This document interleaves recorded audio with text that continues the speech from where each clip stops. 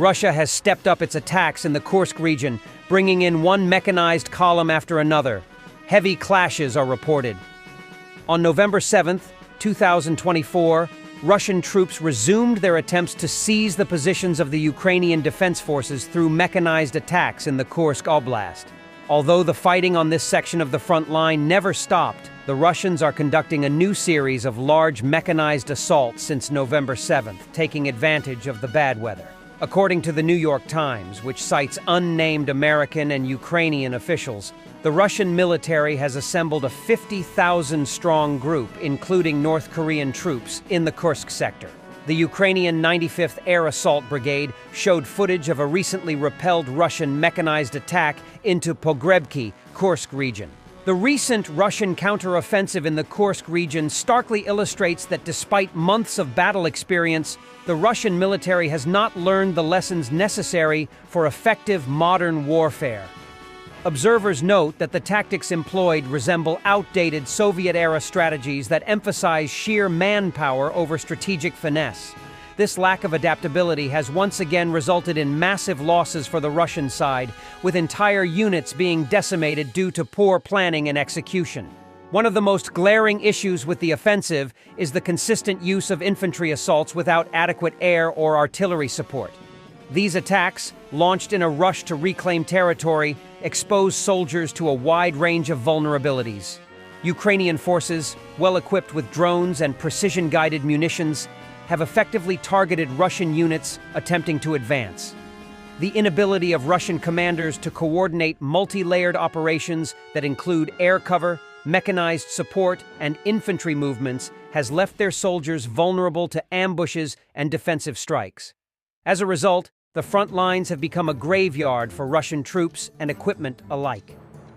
Despite the rhetoric from Moscow that portrays this counteroffensive as a push to reclaim strategic ground before the harsh winter sets in, the gains made so far have been negligible. Russian forces have managed to capture minimal swathes of land that hold limited strategic value, all while sustaining massive casualties. The high attrition rate has only exacerbated the already low morale among the troops, many of whom have been conscripts or reservists with inadequate training. The offensive highlights a fundamental issue within the Russian military: a rigid, top-down command structure that stifles initiative and adaptation on the battlefield. Junior officers, unable to make tactical adjustments in real time, find themselves following orders that may be outdated or ill-suited to the current conditions. This inability to pivot in the face of modern, adaptive Ukrainian defense strategies underscores why the Russian military continues to suffer disproportionate losses. Ukrainian forces have taken full advantage of these shortcomings, using a blend of defensive lines and preemptive strikes to halt and bleed out Russian advancements. High-tech assets like surveillance drones have played a pivotal role in tracking and targeting Russian units, making the cost of each failed push even higher for Moscow. The Russians' lack of counter-drone measures has left them exposed, making it difficult to conceal movements or reinforce their positions without being detected and targeted. Ultimately, the Kursk counteroffensive serves as yet another grim reminder of Russia's failure to evolve beyond its reliance on mass assaults and outdated strategies. These are preliminary territorial changes after 3 days of massive Russian counteroffensive in Kursk Oblast, losing 28 armored vehicles, mostly modern BTR-82A, and more than 200 soldiers killed, wounded, and captured. What a disaster for Vladimir Putin and his generals. According to El Pais, citing a source in the Ukrainian armed forces, the number of Ukrainian troops involved in the operation in the Kursk region now surpasses those deployed in Donbass. Despite occasional shortages of weapons and equipment, there are no issues with personnel. Troop rotations in Kursk occur every 10 days, while in Kurakov, Donbass, it averages every 25 days.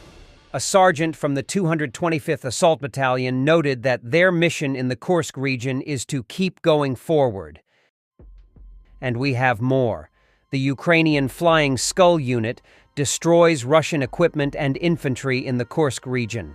Despite common perceptions that Russia's military has an endless supply of equipment and resources, the reality on the ground paints a different picture. Years of corruption, mismanagement, and inefficiencies within the Russian defense industry have eroded stockpiles and disrupted supply chains. While Moscow has maintained the image of a powerful, well-equipped military, the ongoing conflict has revealed significant cracks in their logistical capabilities. The massive losses sustained during the recent counteroffensive in the Kursk region have only exacerbated these issues.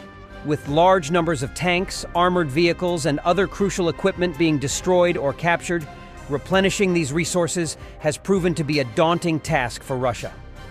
Western sanctions have further strained their ability to acquire advanced technology and parts needed for modern military equipment, forcing them to rely on outdated models and older munitions.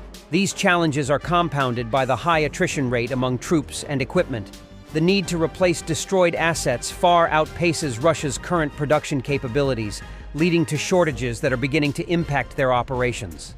As Russian units continue to sustain heavy losses without significant territorial gains, the strain on their supply lines becomes more evident. Reports indicate that troops often face delays in receiving essential equipment, leading to lowered morale and effectiveness on the battlefield. Ukraine has capitalized on these vulnerabilities by targeting supply depots, logistical hubs, and transport routes, further stretching Russian resources. On November 5th, a house in Belgorod was hit by a Russian Shahed drone that failed to reach Ukraine. We guess they will blame Ukraine for this too. Russian propagandists. If Trump stops supporting the Kiev regime, Putin will win and take over all of Ukraine, and then an enthusiastic and very angry Russia will appear at the EU border, with Ukraine's army in addition to its own. Sounds like a very good plan.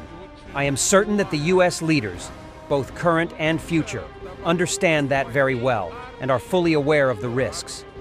Генсек НАТО Марк Рютте паникует, если Трамп перестанет поддерживать киевский режим, то Путин победит и захватит всю Украину, после чего у границы Евросоюза появится воодушевленная и очень злая Россия, получившая вдобавок к своей армии еще и армию Украины. Звучит как очень хороший